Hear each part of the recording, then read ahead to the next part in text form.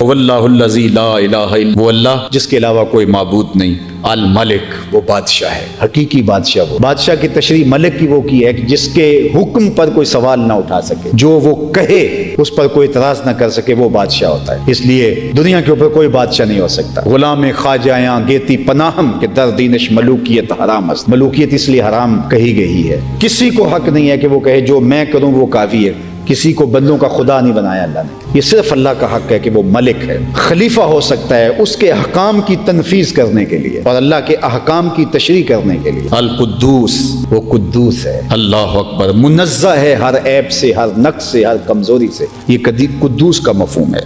تنزیہ عن کل سوء، ہر برائی سے، ہر سوء سے، ہر امکانی چیز سے بھی کہ جس کے بارے میں نقص کہا جا سکے، اللہ اس سے پاک ہے۔ السلام اور وہ سلامتی والا ہے، سلامتی دیتا ہے، اللہ اکبر۔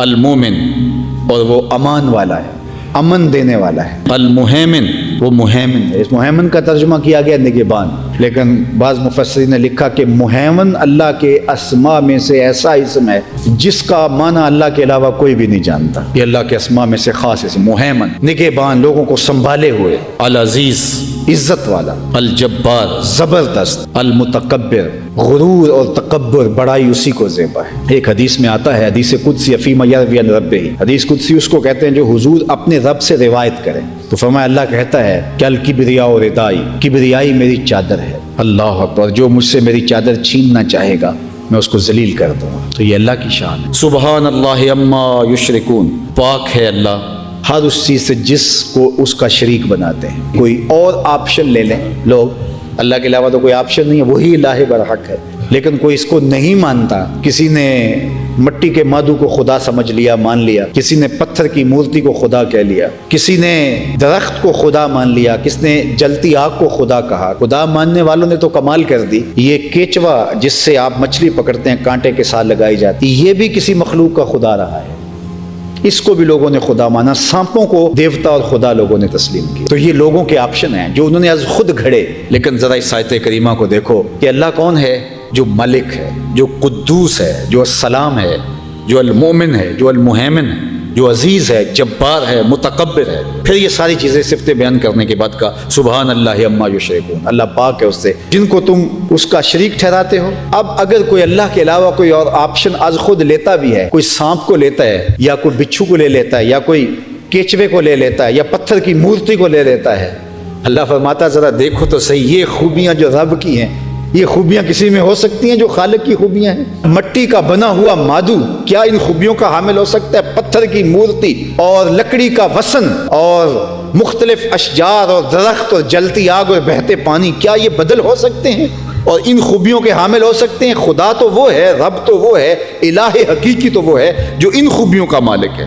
سبحان اللہ عما یشرکون، پاکی ہے اللہ کی اس سے جو اس کا شریک بناتے ہیں۔ واللہ الخالق، اور اس کی شان یہ ہے کہ وہ خالق ہے۔ خالق وہ ہوتا ہے کہ جو چیزوں کو بنانے والا ہو اور ان کا اندازہ مقرر کرنے والا ہو۔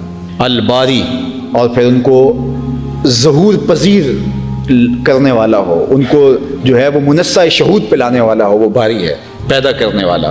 المصور، پھر اس کو صورت دینے والا، یہ اس کی شان ہے۔ خالق بھی ہے، مصور بھی ہے، اور الباری بھی ہے۔ لہ الاسماء الحسنی، یہ اس کے مبارک نام ہے۔ یسبح لہ ما فی السماوات والارض، زمینوں آسمانوں میں جو کچھ ہے سب کچھ اسی کی تسبیح بولتے ہیں۔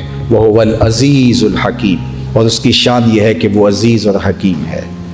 ایک روایت میں آتا ہے کہ یہ پوچھا گیا کہ اسم اعظم کون سا ہے، اسم اعظم کون سا ہے؟ تو جواب آیا علیک بآخر سورۃ الحشر، اگر تم اسم اعظم ڈھونڈنا چاہتے ہو تو سورہ حشر کی آخری آیتیں پڑھ لو، اسم اعظم انہی اسماء میں سے۔